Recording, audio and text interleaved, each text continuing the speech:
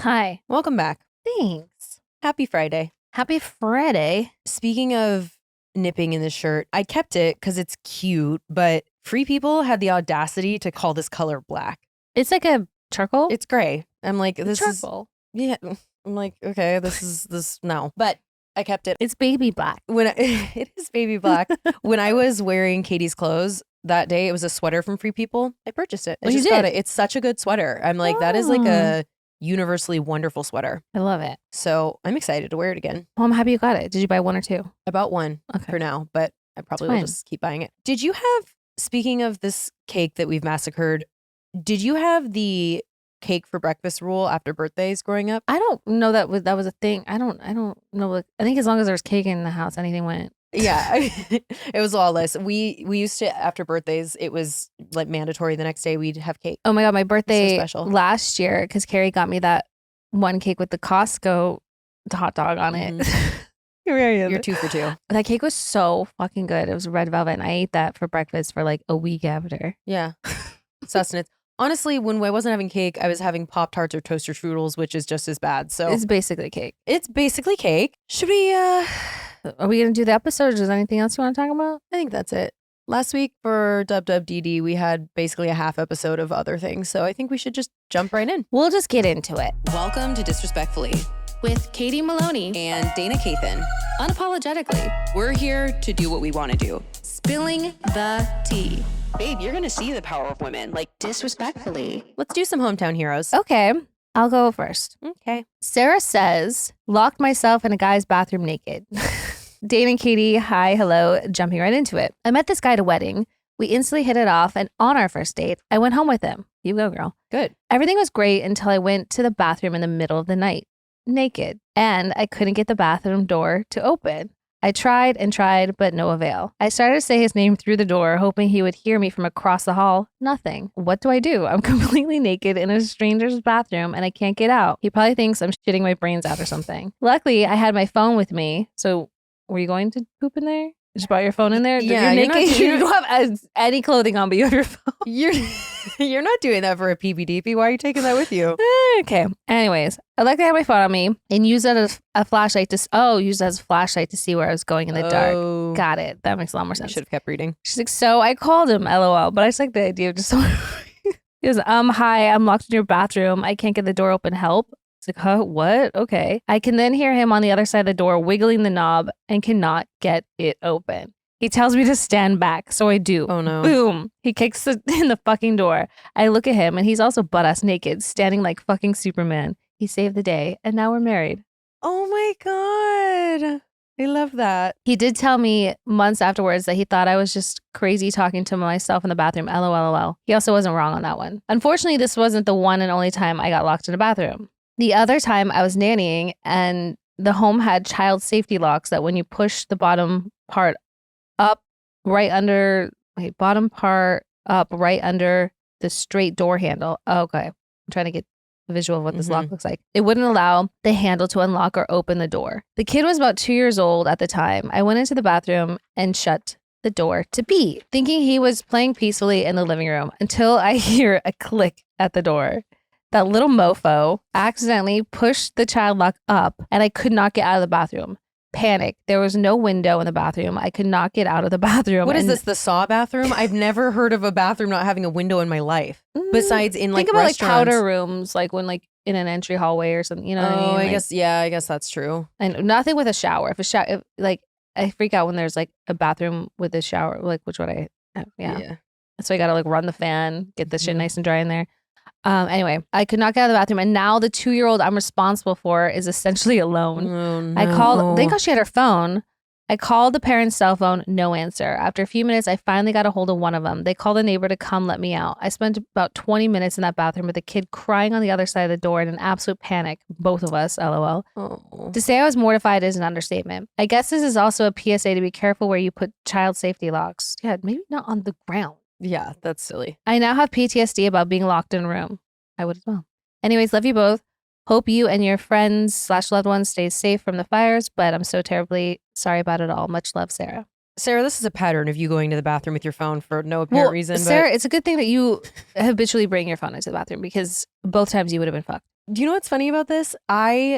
Because obviously I'm weird about poo. Like I'm never comfortable tooting honestly in front of like most people. And then especially not someone I'm dating. I am paranoid about that sometimes. Like, have you ever taken too long in the bathroom and you're with someone and you just think that they think you're having a blowout. So you try and wrap it up. Like even if you're not, it's so stressful. Well, yeah, when they're too long. But yeah, if you're on your phone, I guess you could spend some time in there. I know. It's like, do you know what really sucks too when you go to the bathroom and someone's on the other side and everything like that? Because you want to have like a little shred of mystery, you know? So you're not just going to be like, oh, I got to go, you know, not even try to do that. But then like, you know, sometimes when you go to the bathroom, as we discussed in the last episode, you can't miss your window. Or no, not even missing the window, but sometimes it's not even that, but just like, you know, you got some air.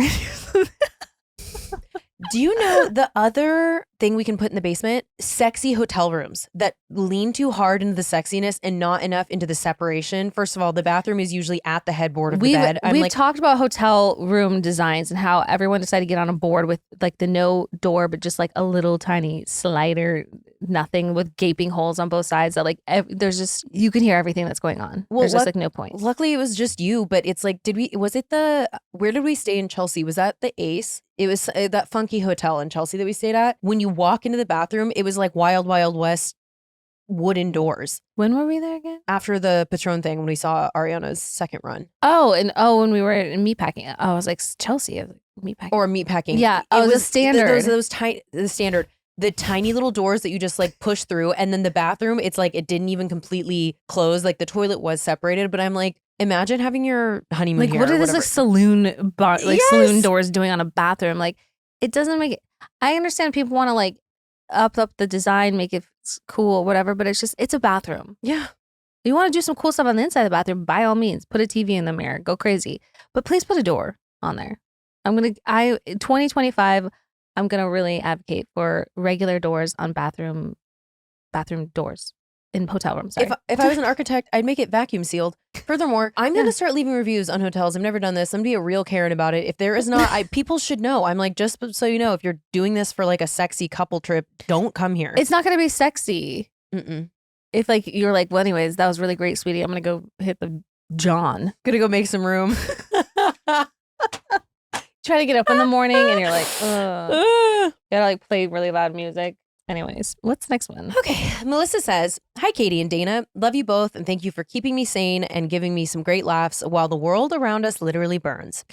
Day one listener and day one watcher of Vanderpump Rules. So very sad I won't see you both anymore. Anyway, I'm over 40 years old now and know my body's limits and can generally handle my alcohol very well and have a very high tolerance to it, church, but an extremely sensitive to THC and can generally only tolerate a 5 milligram gummy. Yes, I'm a wuss. Again, it sounds like I wrote this in. I didn't. 5 milligrams is a lot to me. So it is. That's enough to get a good feel I'll stick to a 2.5. Mm-hmm. Anyway, a couple years ago, I was going to a friend's house for a Christmas cookie decorating party and went to the fancy liquor store to buy some bring your own drinks for the party. The store had these little cans of spicy margaritas that I had never seen before. I love a good margarita. And bonus, there were not that many calories in the cans, so I thought, win-win. I went ahead and bought 2 4-packs for the party. I got to the party and proceeded to immediately guzzle 2 cans, and they were delicious, so I went for a third. As I was standing in my friend's living room, I started to get a little woozy and thought, damn, this is strange. I normally can have several drinks before the buzz I was starting to feel. As I continued to sip my third margarita, I kept getting more and more woozy and needed to sit down. My friend asked what was wrong, and I explained my strange, messed up feeling. My friend proceeded to get the margaritas out of the cooler and discovered these had no alcohol and instead were 15 milligram THC margaritas per can. So she now had 30 grams. Yeah. Oh? Yeah. My God. I looked at my friend who was much more tolerant and experienced with THC than I am, and he told me that it would be an interesting ride for a few hours. I proceeded to spend the rest of the party sitting in a chair in the corner waiting for the room to stop spinning with friends bringing me lots of water. I gave the rest of the cans away, and needless to say, I never bought them again. I also pay a lot more attention and stick to the beverages I know every time I go to the store. Sorry, this was long. Love you both. Oh. That wasn't long and it was a perfect story. If I was in that scenario, I mean, by that point, if you're already feeling it, I feel like I would go to the bathroom and make myself throw up. I would literally need to go to the hospital if I did 30. You need to get it out of your system and everybody. Because whenever I have an edible or anything like that, until it's like completely out of my digestive system, you know, you go sweat, pee, the other number 2, so you know, out there, until it's completely out.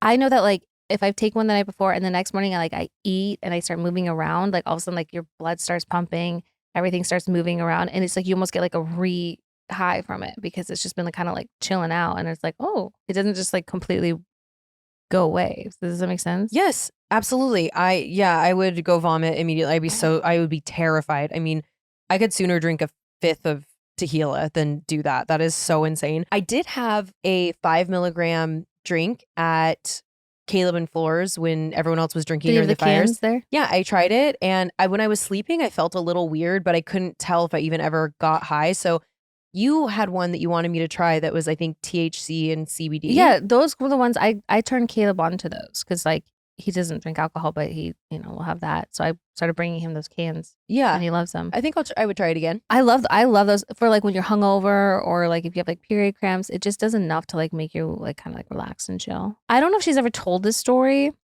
so I won't give away who it is, but someone we both know. Say it to me because I'll bleep it.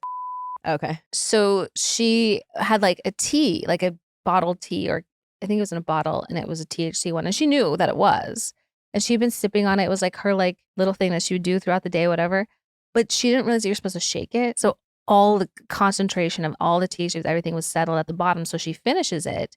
And I think this one had a lot in it. This one had like 15 to 30 milligrams.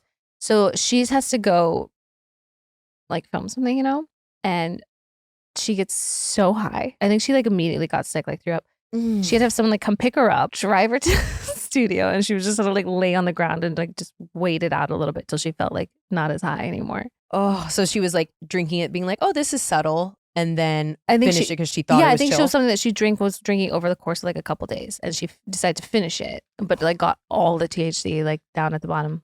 Well, so yeah, Sarah, if you do those, try to give them just a little shake, a little bit of a stir, a little bit of something because. Well, Sarah, you're one of our strongest soldiers because you were just describing this as feeling woozy and having the spins. I would be scratching my eyes out. I would be having so much anxiety. Oof. Okay.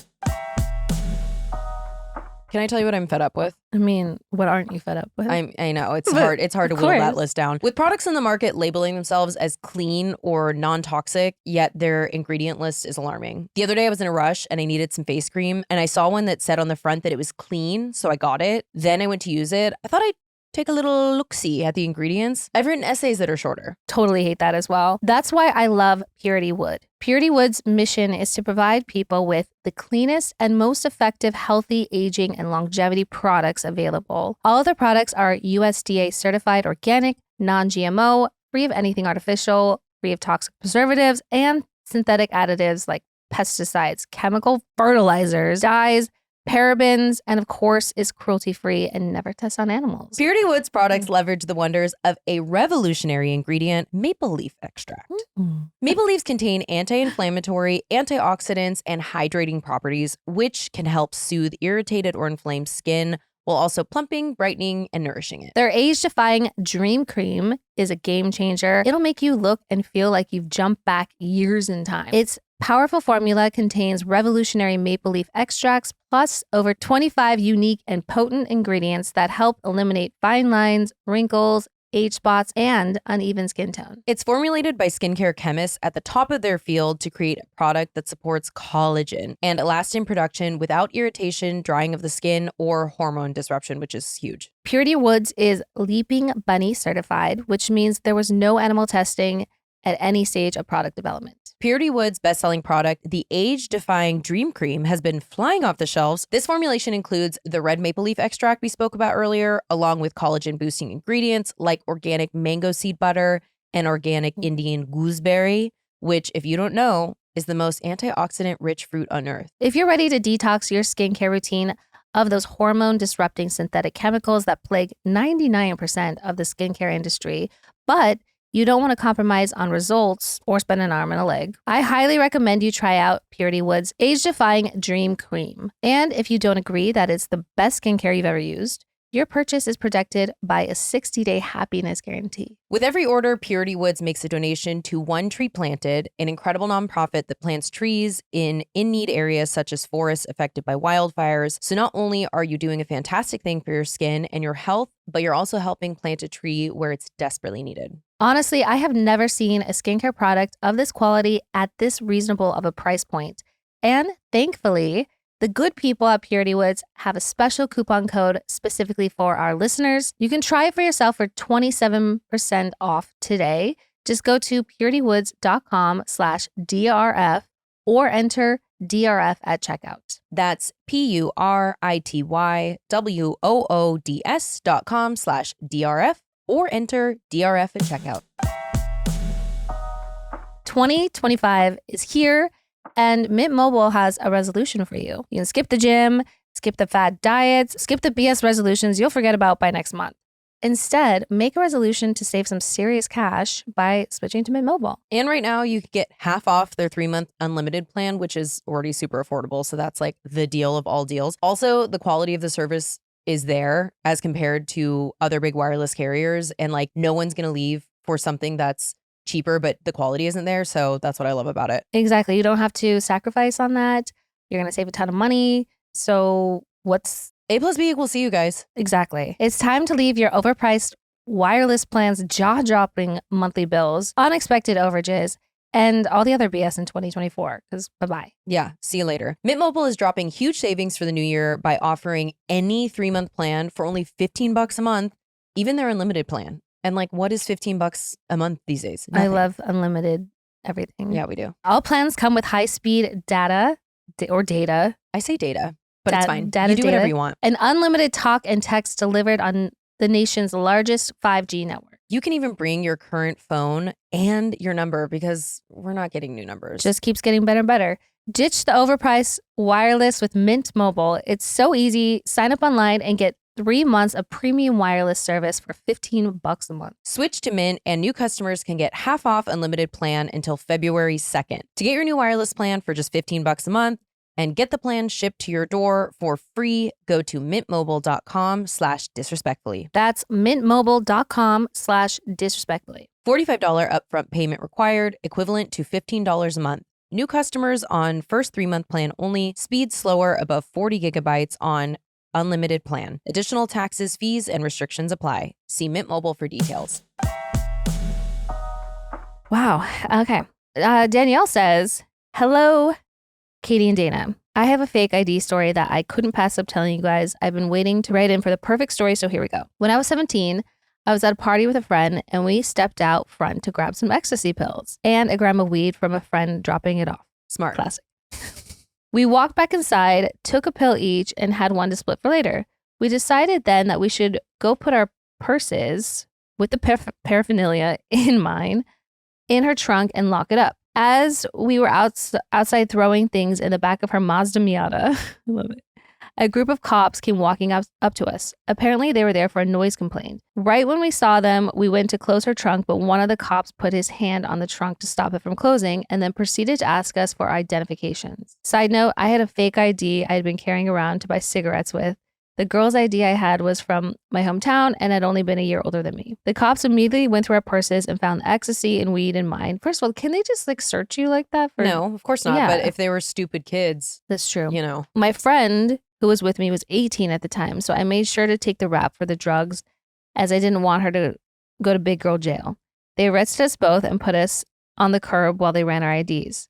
I saw and heard one of the cops running my fake ID, and the panic that set in when I heard the fake ID girl's name come back over the radio as someone that they were actively looking for, as she was literally involved in a store robbery that night in the same city. What are the fucking odds? Oh my God. I screamed out to the cop that it was a fake ID and that it isn't me and my real ID was hidden under cards in my wallet and to please look. The cop slammed down my wallet on the hood of his car and yelled, "Is there anything else you'd like to fucking tell me?" I said no and started crying. After that, they put us in a cop car where our ecstasy pills started to hit us. So the whole "I love you, you're my best friend, we'll get through this" high convo started. Long story long, my mom picked both of us up at 4 a.m. that night. And I wanted a cigarette so bad that I ended up telling her I smoked right when we got in the car. Just like getting it all out of the way. Oh my God. Thankfully, she's an understanding woman and let me smoke on the way home and said we talk about all this tomorrow. There was no moral to the story, but I had fun telling it anyways. Love you both so much. Always keep the realness on the pod, Danielle. There was a moral to the story, which is you're so funny. And I'm glad you wrote that in. That's amazing. Just like that there's no moral to the story. Also, I'm not going to say how I know this, but tied with a drunk cigarette is a nice cigarette when you are on ecstasy. My goodness. That is a fucking delight. So I get it. I love that we talked about your brand is cigarettes. My brand is hot dogs, apparently. You guys just bring me a big cigarette cake. My cake last year was a bunch of cigarettes smushed out on it. So in terms of them searching them, it totally was illegal. But when I was 16, we were at my friend's older sister's apartment at a party, and I PTFO'd. I got sick that night, passed out. I was in my underwear and a tank top, and I woke up to a police officer throwing a full laundry basket full of clothes so hard on me on the bed and going, get the fuck up, get the fuck up. And I got up and I'm drunk and I had thrown up and I was like shaking because I was scared. And we came out on the couch and they entered the apartment illegally. Like the party was over and it was just the girl and her boyfriend, my friend and her sister. They sat us on the couch. They stayed there for 30 minutes yelling at us. They went through all our bags and took our IDs out. And like, obviously it's all illegal what they were doing. Like the only reason they were able to walk in is because the door was unlocked and they didn't knock. They didn't identify themselves. They just walked in and then started harassing a bunch of kids. So fuck you to those officers, whoever they are out there. And yeah, they obviously, when you're a drunk teenager, they take advantage. But it was really lame and they finally ended up leaving and were awful. Damn, that's so fucked up. It's real basement behavior. But we love you, Danielle. Oh, another Danny. Danny says, the night I lost my virginity. No. Hi, Katie and Dana. I have what I think is the most unhinged the night I lost my virginity story.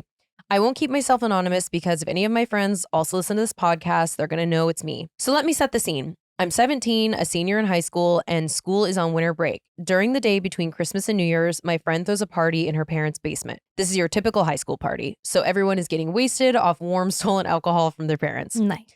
During this party, a boy that I had a crush on / fling with the year prior was home for winter break from college. He showed up to the party, and after a few more drinks, we started hooking up in the storage room in the basement. Hot. I ended up losing my virginity to him that night. It was painful and quick. The lights were on, and in every way, it was just an awkward experience. After the guy and the rest of the party left, myself and some friends were cleaning up before going to bed. Among the variety of beer cans and liquor-filled water bottles, is that not just like such a marker of the early aughts? Is vodka in a Kirkland Sig water bottle that's like dented? We found my man's jacket. Myself and two other friends made plans to meet him outside by the dumpster so he could pick up his jacket and we could dispose of the evidence from the party. Since the dumpster was right across the street and we'd only be outside for a minute, I went without shoes. Mind you, it was the end of December in Pennsylvania. We trashed the beer and the liquor bottles, and while waiting for him to pull up, we saw a cop car drive by. We tried to play it cool, and the cop stopped and immediately questioned us, then breathalyzed us. Also, what is happening? Also illegal. Of course, we failed and we were detained right there on the sidewalk. I'm still shoeless. The cops found the house we were at and 3 more of my friends were breathalyzed and detained. No way they had a warrant to do that. Definitely illegal. Eventually, we were all placed in the cop cars, taken to the police station, and then into a holding cell. Still shoeless with a throbbing vagina. Talk about an after party. Our parents had to pick us up from the police station in the middle of the night, which was by far the most sobering part of this whole experience. My friends and I then had to appear in front of a judge because of our underage citation, and I shit you not, the judge was no other than my crush's father. Luckily, I had never met his father before, and my relationship with this guy fizzled out before we ever got to the meet the parent stage. But all I could think about in court was, oh my God, I banged your son. LOL. What solidified this night in history is that the local newspaper would write articles about underage citations. So sure enough, the 6 of us made the newspaper from the night I lost my virginity. Hope you guys got a good laugh. Okay, love you. Bye. XO Danny. That's like a movie. That is a movie. Danny, I am so hoping you have that newspaper clipping.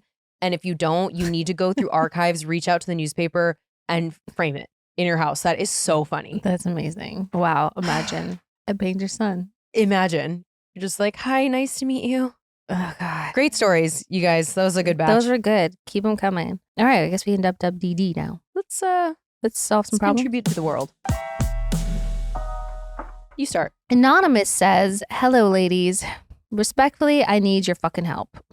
I'm starting the year off with a lot of heavy decisions and I don't know how to navigate the next step. I recently left my corporate job where I witnessed multiple situations of unethical and immoral behaviors towards myself and others. There had been an investigation on a person in my department and I was one of the whistleblowers. I was also in charge of taking witness statements, and if you heard half the shit this person did, your mouth would be on the floor. Well, it was all for nothing because the company didn't do shit. So I sent my resignation letter via email, including the list of every violation this person committed, and I CC'd the CEO of the company and the director of human resources.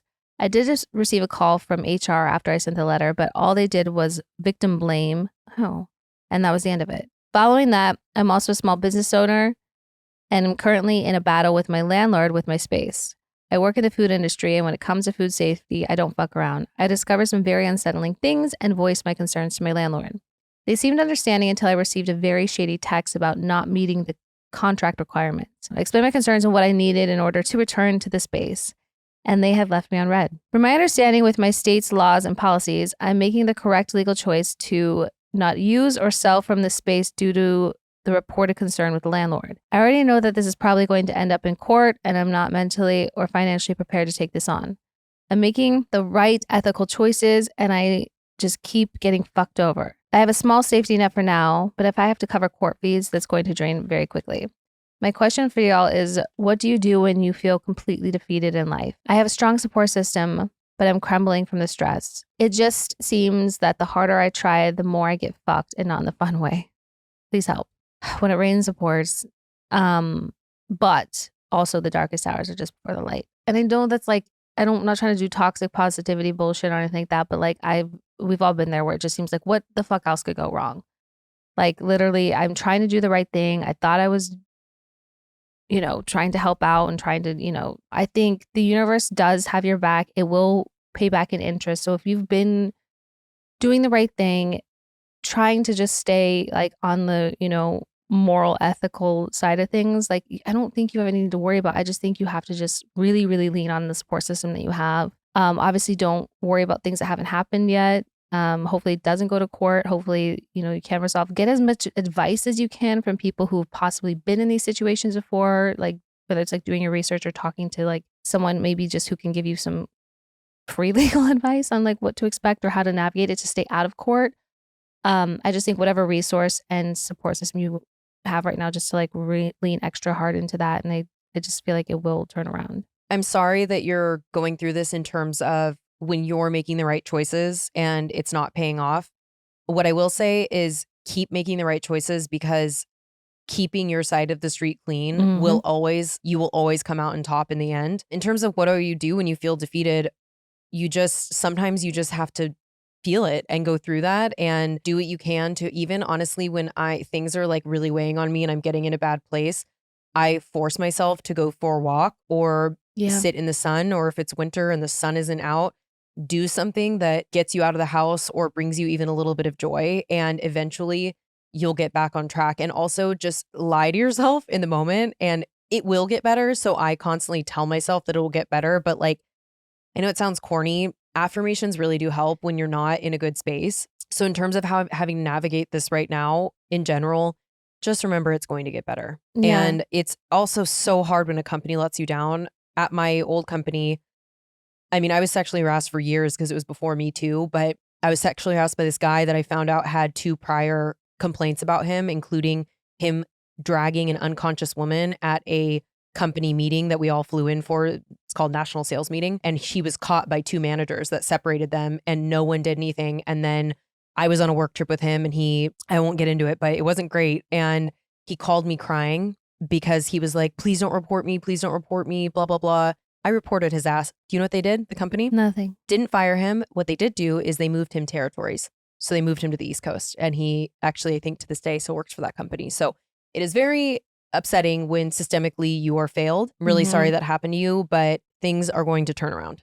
I know they will. Yeah, I agree. Physical activity, just doing something to like squeeze any little joy out of life where you can. And again, like really lean on your support system. And also do like the law of assumption, working with affirmations like that, just already visualizing your life being 100 times better, even better than you can imagine. And acting as living as though it's already that way. It's pretty powerful. Well, and also if you don't feel like physical activity, go get a Blizzard. I've never frowned one time while eating a Blizzard. Yeah, go to the mall, get some Auntie or any. You an Orange Julius? Knock yourself out. Get a hot pretzel and an Orange Julius. A pretzel dog, which is honestly the best item. And walk around. Pretzel dogs. We are rooting for you. Mm-hmm. Hello, Coven. Dana and Katie. I feel like we are long lost friends, knew each other in a past life, or maybe we're just the exact same person. Katie, I saw you at the Sleep Token show about a year ago, was in line behind you at Coheed and Cambria, and just ran into you on my morning walk last week while listening to the pod. Oh my God. This is who I saw on the reservoir. And I didn't know that you were at the Sleep Token. I remember meeting a girl in line for a drink or something. Yeah. And talking to them at Sleep Token because I didn't really talk to anyone else there that night besides Carrie, who I was with, but I think they met one other person. So we've crossed paths twice. Wait, this is so full circle. The way that I wonder if she wrote this in before we shouted it out that you like I had met that girl on the plane and then you met her at the reservoir. That is so funny. I talked about you already about this. This is full circle so as the we are pegging long story. lost friends. Yeah, absolutely. Dana, I feel like you're the older sister I never had. Here's the sitch. About 2 years ago, I went through a horrible friendship breakup with a major fallout. This person was my very best friend, my soulmate, same person in different font. We spent years together and were inseparable. During her birthday, we were in Vegas and she drunkenly confessed her love for me. She tried to kiss me, but I refused. I told her we could talk about it when we were sober. We never did. It seems like she kind of repressed this and never brought it up again. She began dating someone that I introduced her to. Not a close friend, just a guy I knew. Once they got together, she completely changed. She began bailing on me every time we made plans. She would cancel last minute and then do the same plan but with her boyfriend, go to a certain restaurant, our favorite record store, etc. There were even a few times where we went to the same concert but did not speak when she was with him. She pretended she didn't even know me.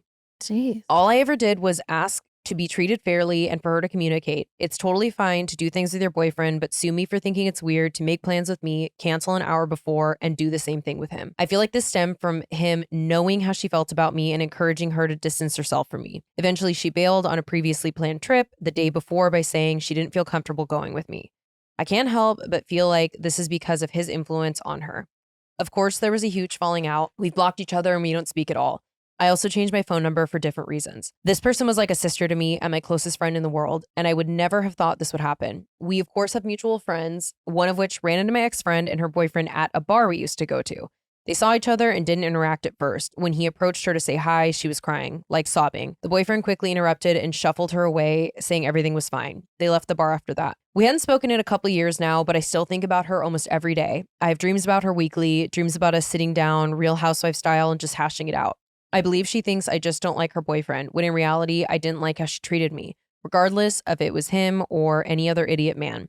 The fact that I changed my phone number and I will never get a message from her haunts me. My sister told me that in this day and age in social media, if she really wanted to reach out or unblock me, she would. I was literally just about to say that until your sister did. I have thought, what if I reach out to her? Will it change anything? Do you think it's worth it just carrying this hurt around for the rest of my life? What would you guys do? Thanks for your help. XOXO Anonymous. P.S. Dana, I'm still loving your new blonde. Thank you, because some people think it's exactly the same. And I'm like, it is completely different. So first of all, I just want to validate you and your feelings for multiple reasons. I think that it was probably his influence, but I think it was also possibly her own feelings around your rejection or her interpreted rejection of trying to kiss you and like wanting to explain her feelings. So I think it's a combination of things, but I think when someone gets in a new relationship, obviously that's going to be the priority.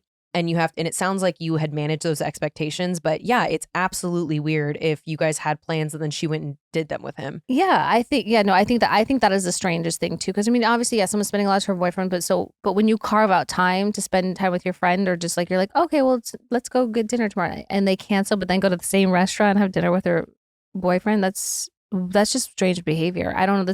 It's giving a lot of like immaturity, lacking emotional intelligence. It's like somebody who cannot just confront whatever issues they're having or lack thereof, I don't know, just to clear the air, and they're just willing to just sacrifice such a good friendship like that. Like that makes me concerned and nervous for this person. I think for you and your own peace of mind though, because you think about it all the time, it like literally haunts you. I think you should reach out and say something, but accept whatever kind of response and answer you have as like being the final word. I wouldn't keep at it. I'd say like, would love to talk. I miss you. Things have been weird, but like, it's our friendship means more to me than anything else. So, and if she doesn't want to, then you have to accept that. And if she does, and however it goes, you also have to accept that. But I just think if you want to feel like you have to do everything you possibly can to salvage, then do it. Well, I know I already said it, but also it's totally true. And even though please don't ruminate on the fact that you changed your number so you feel like you're missing something, because she would find a way. You guys have mutual friends. Yeah. She would get your number from someone else. I have a little bit of a different take. I agree in the sense that if you feel like you're never going to move on from it, then reach out. But if you're asking we're different people, I would personally move on, because I think that if it's been years and she hasn't reached out, it is what it is. And did she say if she's still with that guy? She didn't say she wasn't. So I'm guessing she's still with that guy. By the way, her boyfriend is manipulative and insecure and controlling. But the fact that your friend saw them at a bar and she was crying and the boyfriend like said we're fine. Also, if I saw you and Nick at a concert and you didn't speak to me, I'd throw a chair at you. That is well, that would insane. never happen because we'd all be going together. But that's so strange. No, that's why I'm pointing out like that's super odd behavior. Yeah, for me personally, you're asking, will anything change? No, I don't think anything changed. However, if you do think you need a closure conversation, and to Katie's point, you have to accept it for what it is and not have expectations about the reaction you're going to get from her. Also, you have to be prepared. She might not respond. And it is, whenever you send like a risky text or anything like that, you have to go into it being prepared that they might just not say anything. And that can sometimes be more painful than a hostile response. So no response. I think making peace with what it is now, first and foremost, is everything you can do. If there's improvement on after that, then great. But other than that, you've already made peace on like the fact that like this person is no longer in your life and they're actively choosing that for themselves. You know, you want people that value you and like want to be around you and that prioritize you. Like this person just dropped you like a bad habit. Yeah, I don't love it. But, you know, I think for your own peace and sanity, if you would need to reach out, then do it. Agreed. Okay. Hope that helps. Hope that helps. I'll probably see you around soon. See you next week at the rest. Yeah. Olivia says, hi, ladies. I've been a listener since day one and have loved both of you since VPR. I started watching with my mom when I was like 14. Damn. Whenever people watch, when they're like, I'm watching you since I was like 12, I'm like, too young. But we grew up together, basically. I've been having a problem with my best friend of 4 years. I'm a 24-year-old female who lives with my long-term boyfriend of 5 years. My best friend, who I work with, is a 25-year-old male who just started dating someone 2 months ago. My problem is every time he has a crush on someone or gets in a talking phase or gets a new girlfriend, his priorities understandably shift, but they shift so drastically, he acts like he never wants to talk to me anymore. He doesn't answer texts, and when he does, they're often cold and not a response to what I've said at all. In person, he comes off disinterested and almost as though I'm annoying him.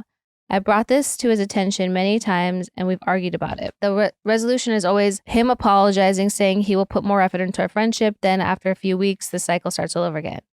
I've tried to politely drop him before by saying the inconsistency isn't fair to me, but it's hard to wash my hands with someone that I truly believe in his mind he thinks he's making an effort to fix. Sorry if that was long. I don't know what to do. Help. Again, it's always strange behavior when somebody completely changes. I mean, you can hold space for somebody when they get in a new relationship. Obviously, it's a priority. Obviously, they're, in a phase and mode and everything like that, but they should be wanting to like share that excitement and feelings and let you in on that part of their life as well. It doesn't mean you're like actively involved in the relationship, but I feel like almost like there's like something else going on, like where I don't know if it can't be every girl he talks to or every girl he meets has an issue with him having a best girlfriend, especially if you're, with somebody else. It's not like that at all. It's strictly platonic, but there are really young minded people. And if you guys are both young too. Yeah, I was going to say this sounds like a pattern. So it'd be a different thing if it was a one-off. But for me, I'm not investing in long-term relationships when it feels that way. And I understand you're best friends and that can be hard. But it's like that saying, we love quotes today. Stop reaching out first and see how many dead plants you're watering. Yeah. I know. And it's just, I know that's short and sweet, but it's really all. This is a wild theory. Maybe he's always had like a bit of a thing for you. And so when he starts to like somebody else or get involved, he has to almost keep you at a distance to not confuse himself. Or I don't know. It's very confusifying. It is very confusifying. But I don't know. I think that could be, maybe it's internalized, maybe it's subconscious that he doesn't realize and understand why he does this like push away with you. But maybe it's because there's some bit of feelings that have manifested in him and he doesn't know what to do with them. And when he's with somebody new, he's worried about the compromise that might make. Do you think it could cut both ways though? Like I'm wondering if she has any subconscious feelings too. Maybe you both do. Maybe you both need to examine this a little bit more. I mean, again, like if you're important to each other, I mean, it's, I don't know. I don't want to say like every male-female platonic friendship, there's like secret underlying, but like a lot of relationships do come out of friendships. I mean, I like, even with like Nick, like Yeah. There was like nothing until there was something. Yeah. Like I had to rewire my brain to like even remotely think about him in that light because he was in relationships and off limits. So in that way I'd never even remotely thought about it like that. Well, and I would say, I don't necessarily think that this energy is coming from all these people he's dating, but also if it is in fact these people, if they see you together, maybe other people are picking up on that there's just something there. Interesting. I don't know. Hope this helps. I don't know if we said anything. Yeah, I don't know. I think you can always call him out, but if it seems like you call him out and he just keeps doing it again, you got to just kind of, I wouldn't reach out. I'd just let it be. Let it be. When it comes to grocery shopping, you know what we're about to say. I've got a problem where I get super overwhelmed and instead of getting the items I actually need, I end up with a bunch of random snack foods that ends up sitting in my pantry until, I don't know, the end of time. That'll change thanks to Hungry Root. It's the easiest way to eat healthy. My issue with grocery shopping is basically everything. Everything. But mostly the fact that it's so cold in there. I feel like I'm going to walk in a freezer and now I'm cold and upset. You won't like me when I'm angry. Do you understand what I'm saying? Mm-hmm. Hungry Root not only helps me eat healthier, but it's just way easier. Hungry Root is like having your own personal shopper. They take care of the weekly grocery shopping and recommend healthy groceries to help you meet whatever health goals you have, from anti-inflammatory to gut healthy, gluten-free or dairy-free, high protein, and more. They make it easy to eat high quality, nutritious food. All you have to do is tell them about your goals and preferences, and they fill your cart for you with personalized recommendations. The best part is, as you use Hungry Root, it learns more about you and what you liked or didn't love, and then it adapts to you. It knows me better than any partner I've had in like the last 5 years. Hungry Root has great options for the whole family with healthy groceries like smoothies, kid snacks, sweets, ready-to-eat meals, salad kits, and even supplements. What don't they cover? There's no high fructose corn syrup, artificial sweeteners, or preservatives in any of Hungry Root's foods. They only source top quality meat and seafood free of hormones and antibiotics. What I like about it is like it's opening like Christmas because you're like, well, what's going to be in here? I don't know. And then I get really excited and put it in the fridge and have my little snacks all ready to go for the week. And it's just like, oh my God, my fridge is full. And I didn't even leave the house. It's easy peasy lemon squeezy. There were tumbleweeds in my fridge before Hungry Root. You're going to love Hungry Root as much as we do. Take advantage of this exclusive offer. For a limited time, get 40% off your first box, plus get a free item in every box for life. Go to hungryroot.com/disrespectfully and use code disrespectfully. That's hungryroot.com/disrespectfully, code disrespectfully, to get 40% off your first box and a free item of your choice for life. hungryroot.com/disrespectfully, code disrespectfully. The start of a new year is the perfect time to set new goals for yourself. I know something I'm trying to do this year is be more organized with my finances. So far, so good. Yeah. Financial wellness is definitely also a top priority for me this year.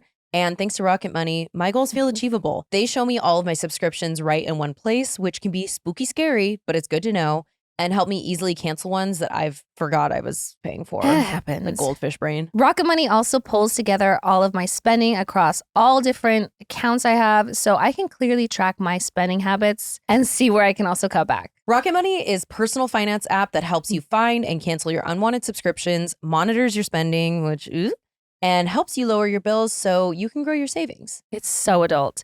See all of your subscriptions in one place and know exactly where your money is going.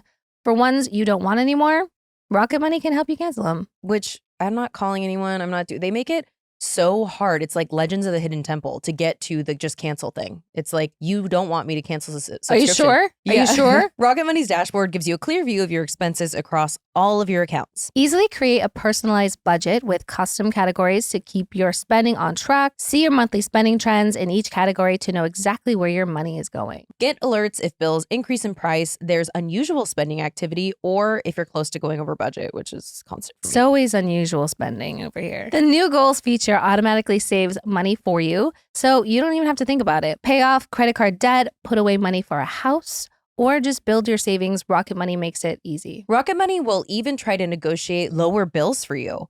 They automatically scan your bills to find opportunities to save. Then you can ask them to negotiate for you. They'll deal with customer service since you don't have to, which thank God me. Rocket Money has over 5 million users and has saved a total of 500 million in canceled subscriptions, saving members up to $740 a year when using all of the app's premium features. Cancel your unwanted subscriptions and reach your financial goals faster with Rocket Money. Go to rocketmoney.com/disrespectfully today. That's rocketmoney.com/disrespectfully, rocketmoney.com/disrespectfully. Jake says, we love when we have a male writer in her. Hi, Disrespectfully ladies. I love you both and this podcast so much. My wife and I listen to you together and it always brightens our day. It gives us an incredible perspective, different from our other media. So thank you. Jake and Jake's wife, thank you. We love you. Before writing my question, I will share about my career. I have been a bit all over the place. I graduated with a finance degree. After working for 5 years, I returned to school for an MBA. I wanted to be an entrepreneur and work into, I just said that like an Australian person. Entrepreneur. Oh, no. Wanted to be an entrepreneur and work in technology. After school, I got a job at Amazon. I did interesting things there, but was forced out after just under 2 years. I moved back to Pittsburgh where my wife's family lives. My mother-in-law introduced me to a family friend, a technologist and entrepreneur in India. Together, we started creating a company, helping people more easily access public services through technology. This is where the story gets dramatic. We were making $200K in annual recurring revenue, but I was not paid. The agreement from the start gave me no power. At the time, I believed they would take care of me when the time came based on the family relationship. Eventually, I had to put that to the test. Last summer, I asked how and when I would get paid. They said to keep growing the business and we would all win in the end. Based on their past behavior, I could not trust this. I said I wanted a plan for how I would get paid and written out, but they refused. I was forced to get my in-laws involved. We had a long email exchange in which my in-laws were CC'd. At the end, the relationship was fried and I was no closer to getting paid. The final straw was when I found out that they were planning to take more money out of the company. They were paying 10 developer full-time employees who were just sitting on their hands. They would do whatever and had no shame in not paying me. I left the company in early December with no payout. I just had to leave. Here's my dilemma. I want to continue chasing my dreams. At the same time, I need to be realistic. My wife has been paying the bills while I was doing a startup. Her job is stressful and she's been talking about leaving it for a while. That desire has increased recently. She has asked if we would be okay if she quit her job tomorrow. I have said yes because I want her to pursue her own happiness. I feel selfish chasing my dreams while asking her to stay at a job that she hates. In reality, I don't think it's a good idea for both of us to be unemployed at the same time. Maybe we could cover bills for a little while, but it just seems like a bad idea for a variety of reasons. So what do I do? They say that you can expect to search 1 month for every 10K you're asking for. Do I need to ask my wife for another 5 years of no income?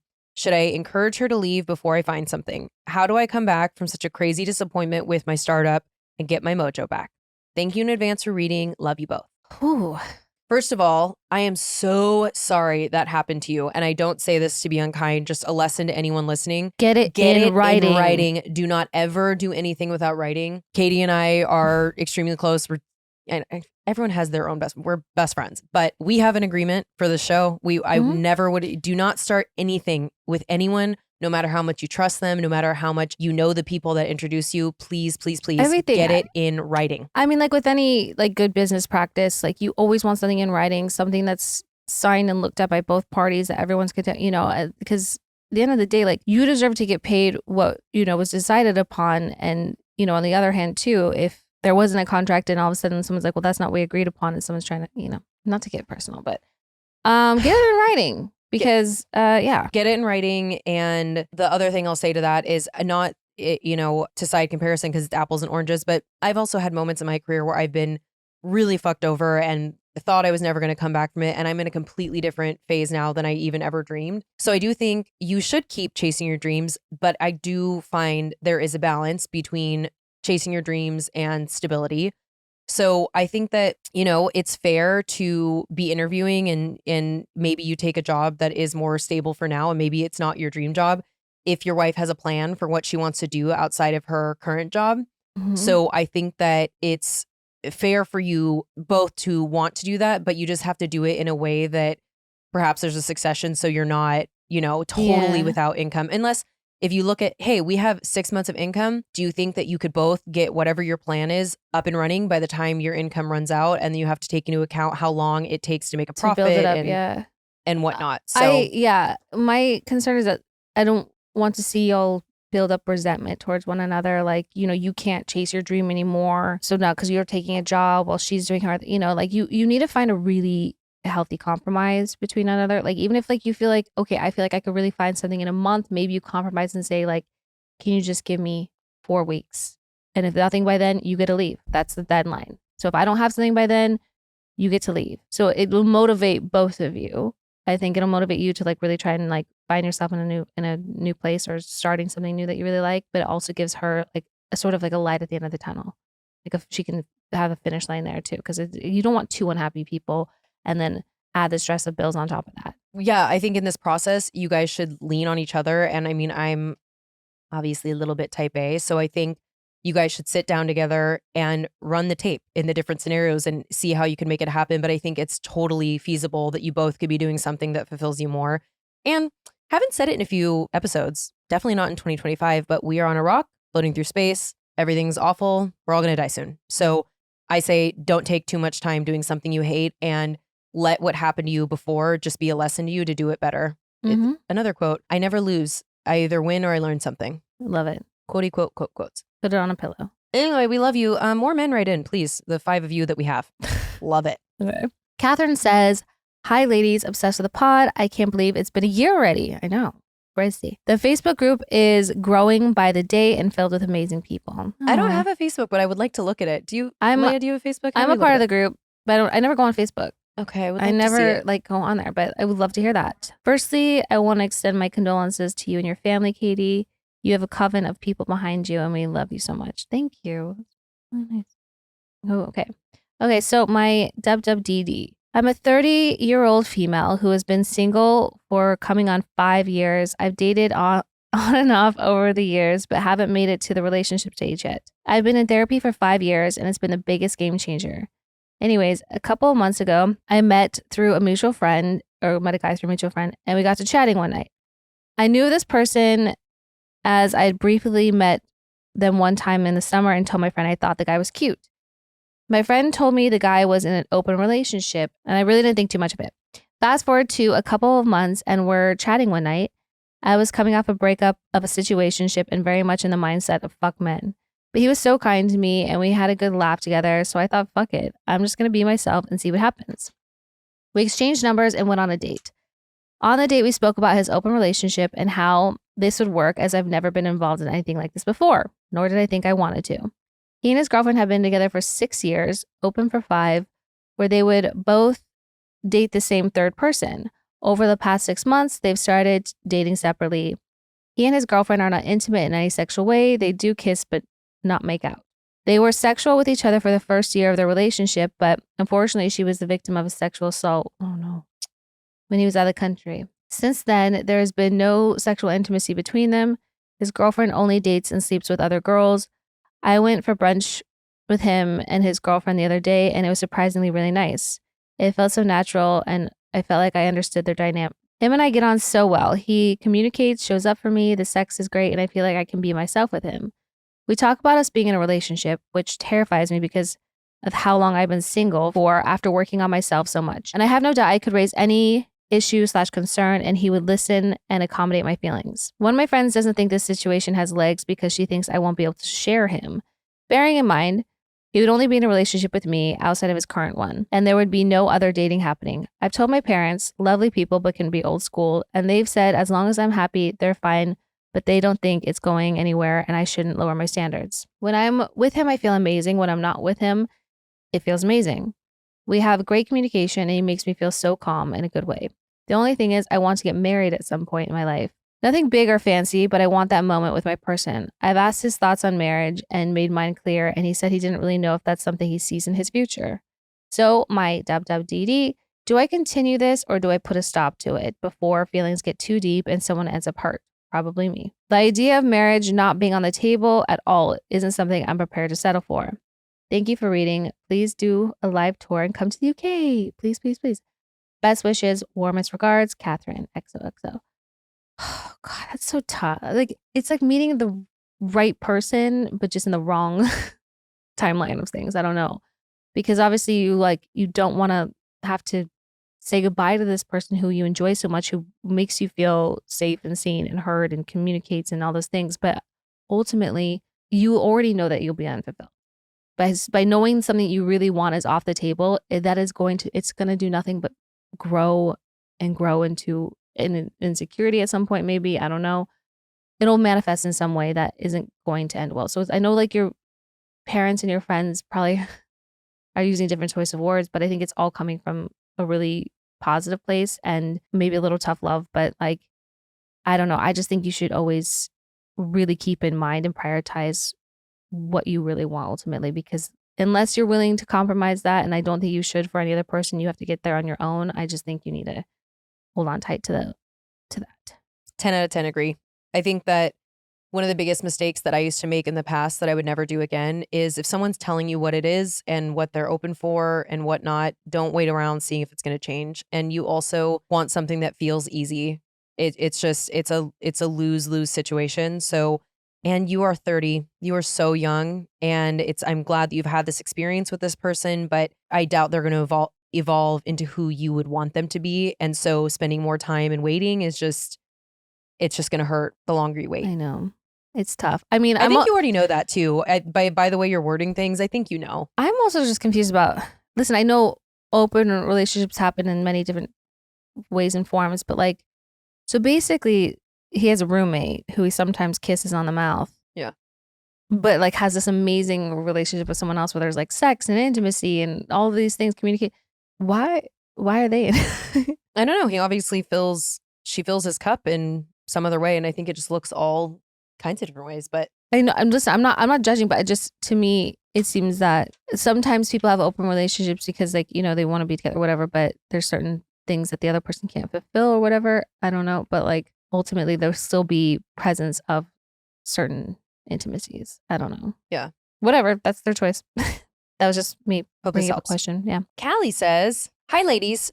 Q, I'm a day one listener and longtime Vanderpump Rules fan. In all seriousness, though, your podcast has been something that helps me shut the world out after a long day, even if just for an hour. Poop stories never get old and had me and my husband reminiscing of the time he scooped my shit out of water at his parents' toilet with a red Solo cup while I sat in the corner of the bathroom ashamed and crying. But that's a story for another time. I'm a 32-year-old female, married for 2 years with a 1-year-old. My husband and I have been together for 10 years. We've been through many life stages and changes and are extremely independent and have stayed committed to evolving together over the last decade. He's an excellent supportive partner and dad. Last year, after an extremely healthy pregnancy, our daughter made an unexpected and traumatic entrance 2 months early at 3 pounds. Tiny. Oof. That resulted in some early complications with her collapsed lung, chest tube, ventilator, feeding tube, and 2-month NICU stay and therapy for me. I'm so sorry you went through that. Fast forward a little more than a year later, she's healthy, animal-loving, fearless, funny, and also fiercely independent, while also somehow being a stage 5 clinger, little girl. I previously went to school for 8 years, graduated with a clinical doctorate. We need a moment to say bow down. That's amazing. Worked in healthcare for just shy of 6 years, and now I stay at home with our daughter. I feel extremely lucky to be in a place financially that allows me to witness every milestone, laugh, and evolving personality trait because she is just a fucking cool kid. I have a really good support system with both my husband and my family and a close group of friends from college, but both my family and friends live in different states, so it can feel extremely isolating sometimes. With all that said, during these last 10 years, I feel like I've lost myself. This has been made even more clear to me after becoming a mom, more specifically the mom of a preemie. I have immersed myself so much into all the big life events over the last 7 years, school, wedding planning, all things baby. I made so much of my husband's life and now my daughter's life so much of my own identity that I have forgotten what I actually enjoy doing. No, really. I've actually forgotten any hobbies I previously had. I'm at the point where I feel a little more time to breathe after a chaotic year, which is leaving me with a glaringly obvious question. What the fuck do I do with my time that may help me reclaim my identity? So disrespectfully, any recommendations of simple things that I could do every day while she's napping or when I'm with my husband or when my husband is handling bedtime to establish enjoyable hobbies that will create a space for me to feel more like myself. I do live about 30 to 35 minutes away from any type of civilization, so making quick trips where I have to constantly remind myself that I'm too old to be kidnapped aren't impossible. but can be difficult. Any recommendations for something I could do several hours on the weekend while my husband hangs with our kid? Because walks around Target every Saturday are beginning to ruin its allure. Thanks for any tips you can extend to me and all your listeners. That's what she said. Love from a happy but lost mom, woman, wife, and human. Oh, well, I mean, even though I don't have children, I completely understand this feeling. And also when people say that stay-at-home parents aren't working, it's the hardest thing in the world to be dealing with children all day long. Oh, yeah. So I get that. And I love that your husband is supportive. So I think the first thing I would do is perhaps you have different interests than you did when you were younger. So I would take some time and reflect on, we could throw out hobbies you like roller skating, bowling, whatever. Diving. Pottery, diving. You want to scuba with me? They find out I can't breathe. They won't let me scuba. And if I can't scuba, what has this all been about? The Office. I would say put a list together of things that interest you. And I think that a great resource for something like this would actually be Reddit. I bet you can find a group of like-minded people that aren't necessarily around you and other mothers who feel this way, who have perhaps, found the things that work for them. But I definitely think it's important for you to carve out, like, consistency is key. And yes, you have a child, so things change, but try to carve out like a specific time every week on the weekend when it is your husband's turn and you can take 2 hours. Cause I understand round trip, it could probably be 2 hours if you're doing an activity for an hour and then the drive.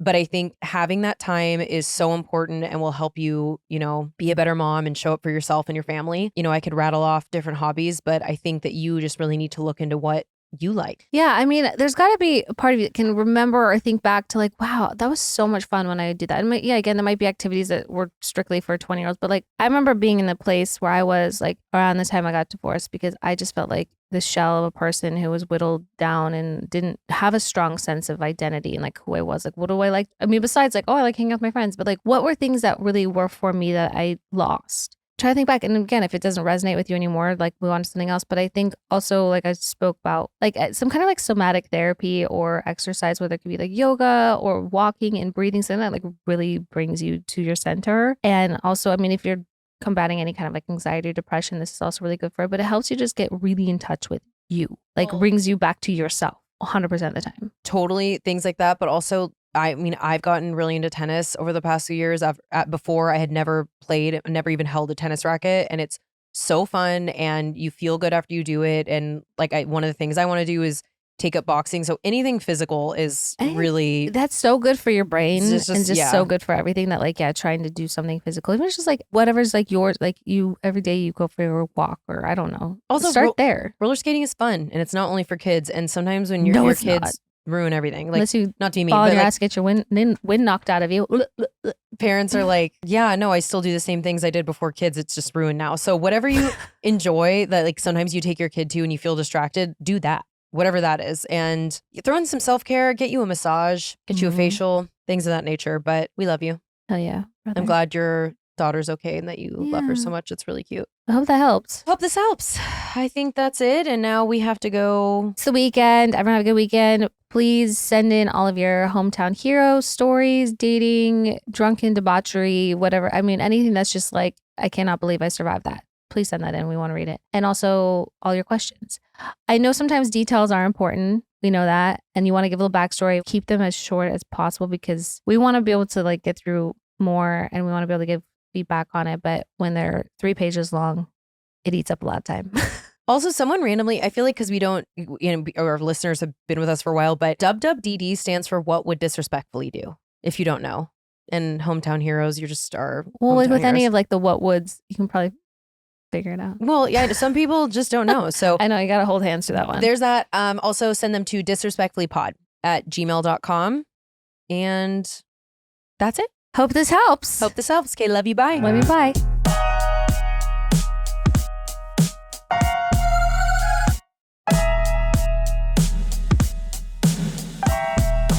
Babe, you're going to see the power of women. Like, Disrespectfully.